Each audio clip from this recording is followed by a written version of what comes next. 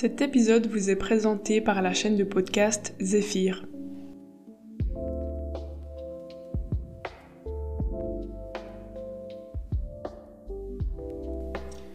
Bonjour et bienvenue dans cet épisode 7 qui est un épisode lecture.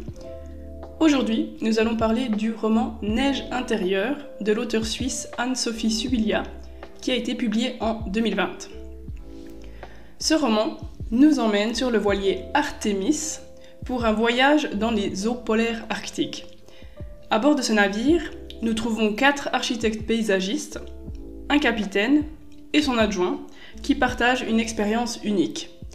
Ils vont passer 40 jours d'études dans un décor à la fois immense et confiné, avec le but d'y trouver de l'inspiration pour un futur projet de ville alpine en France. Ce roman se présente comme le recueil de 4 cahiers que la narratrice a tenus lors d'une partie de ce voyage. Et dans ses écrits, la narratrice raconte les limites, les joies, mais aussi les folies rencontrées lors de cette expérience unique.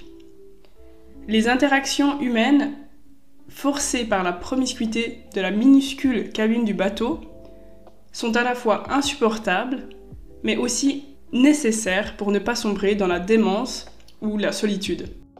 À bord du navire, il y a 2 femmes, dont la narratrice, qui va très vite sentir une concurrence naître entre sa collègue femme et elle-même.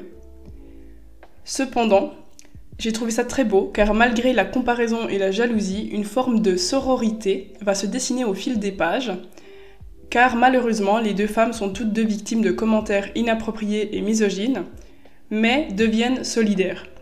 Donc ce roman pourrait aussi faire l'objet d'une lecture féministe intéressante, si vous le souhaitez. Mais comme vous le savez, au micro de ce podcast, c'est surtout la perception humaine de l'environnement dont je vais parler, et dont ce périple redessine les contours de manière très intéressante. Donc en effet, lors de ce voyage, les repères géographiques se brouillent dans un infini de nuances de bleu, de gris, de violet, car le ciel et la mer s'unifient en un brouillard, les montagnes immenses intimident et se jettent dans la mer, formant donc des décors très inhabituels pour nous et pour les protagonistes du roman. Au fur et à mesure qu'Artemis, donc le navire, longe les côtes vers le nord, la civilisation et la végétation disparaissent de plus en plus. La narratrice parle de cette limite et mentionne, au-delà de la limite des arbres, tout est à réapprendre. Et c'est surtout le froid qui est dominant dans cette région du monde, un froid qui va grignoter chaque partie du corps découverte, les architectes redoutant vraiment que le froid de l'hiver puisse bel et bien les piéger, pour citer le roman.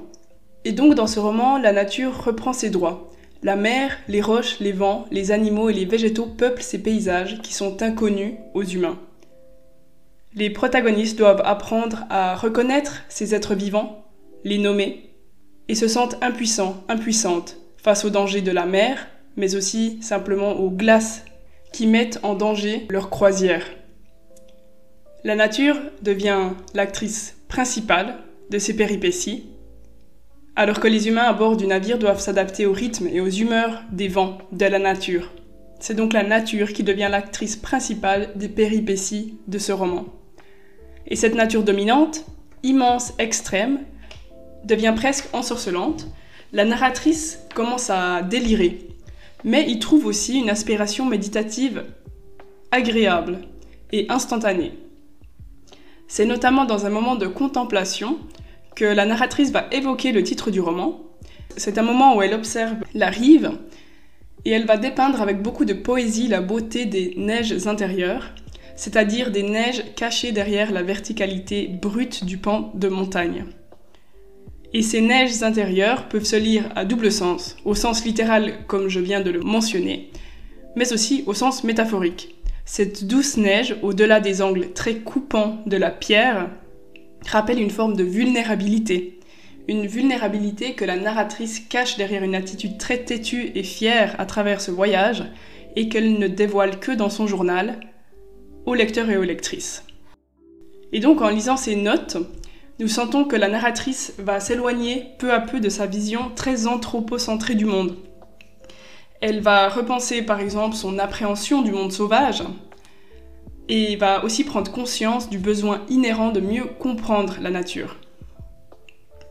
Elle devient une apprentie des écosystèmes et elle va même décrire elle-même les mammifères du Grand Nord comme, je cite, ses modèles. Elle est réellement fascinée par leur instinct d'autorégulation et de survie du froid, par exemple, des capacités que l'être humain n'a pas ou plus. Elle va aussi contempler très longuement les méduses, qu'elle découvre comme méditatives, complexes, et avec lesquelles elle va dialoguer sans parler lors de ses rendez-vous avec la mer, pour citer le roman. Elle exprime même sentir le magnétisme des lieux et décrit les icebergs comme des glaces en ruine. Elle s'attriste donc de l'urgence écologique et climatique qu'elle constate lors de ce voyage. Et ceci de manière assez explicite puisqu'elle va également noter que, je cite, « Sous la voûte céleste, le plus inquiétant parfois, ce sont les êtres humains entre eux ». La narratrice va alors décider de changer de paradigme environnemental et de s'incorporer à la nature, et elle va même par exemple jeter les artefacts industriels et les outils modernes qu'elle porte sur elle, presque dégoûtée de la société de consommation et la société humaine occidentale. Pour la narratrice, la tension paradoxale qui existe dans ce voyage entre la solitude et la promiscuité vécue est rendue tenable par 4 activités ou apprentissages. Premièrement, la découverte de la nature, la reconnaissance du pouvoir d'agir de cette nature et la reconnaissance également de la valeur intrinsèque de la nature. Donc nous voyons ici réellement une lecture éco-poétique de ce roman qui nous explique que valoriser la nature, l'apprécier, peut être un moyen thérapeutique. Deuxièmement, elle exprime pour elle la nécessité du souvenir, le souvenir du cocon intime, amical et familial, une figure qui est notamment reflétée au sein du récit par les multiples cabanes abandonnées, qu'elle explore avec obsession à chaque fois qu'elle a le pied à terre. Troisièmement, la course à pied, donc le sport, qu'elle pratique à chaque escale terrestre, un moyen très biologique, dynamique, animal finalement, d'échapper physiquement et mentalement à l'écrasement de la cabine.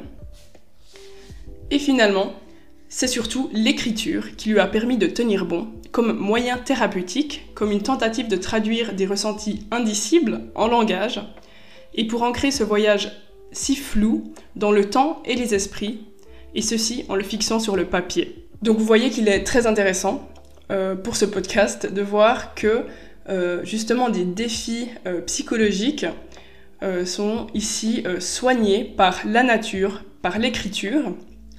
Et la narratrice ajoute aussi justement le souvenir du cocon intime et le besoin d'efforts physiques, de mouvements physiques. Je vais finir ce podcast par la phrase finale du roman, une question que la narratrice pose à elle-même ou au lecteur-lectrice. Donc je cite : « Les paysages nous reconfigurent quand nous évoluons dedans ? Cette question est au cœur de ma recherche doctorale et s'apparente parfaitement au défi philosophique de ce podcast. En effet, des chercheuses que je mettrai en note soulignent que l'expérience physique de la nature reconfigure nos perceptions et nos valorisations de l'environnement. Il s'agit de l'herméneutique environnementale que j'ai déjà abordée dans un podcast précédent. Dans ma recherche, je propose d'élargir cette théorie en développant l'hypothèse selon laquelle les livres éco-poétiques, comme Neiges intérieures par exemple, eux aussi reconfigurent nos pensées par l'expérience narrative d'altérité, donc le fait de vivre des expériences dans la nature à travers d'autres consciences, qui sont décrites dans le roman. Les livres formeraient donc un outil au profit de la transformation durable, accessible à tous et toutes, partout, tout le temps, ce qui est quand même très pratique. Et maintenant je vous pose la question, et vous, est-ce que Neiges intérieures vous a fait réfléchir à vos relations à la nature ? Je vous propose de vous poser cette question après votre lecture. Nous arrivons à la fin de ce podcast, merci beaucoup de nous avoir suivis. J'espère que ça vous a plu et que ça vous a donné envie de lire ce roman qui est assez court, donc cela peut être parfois encourageant si vous n'êtes pas encore des lectrices expérimentés. Je vous remercie beaucoup de nous suivre. N'oubliez pas de vous abonner sur Instagram, à Zephyr Podcast ou sur Spotify, ou de nous suivre sur le site Culture et Communication de l'Université de Zurich. Merci beaucoup.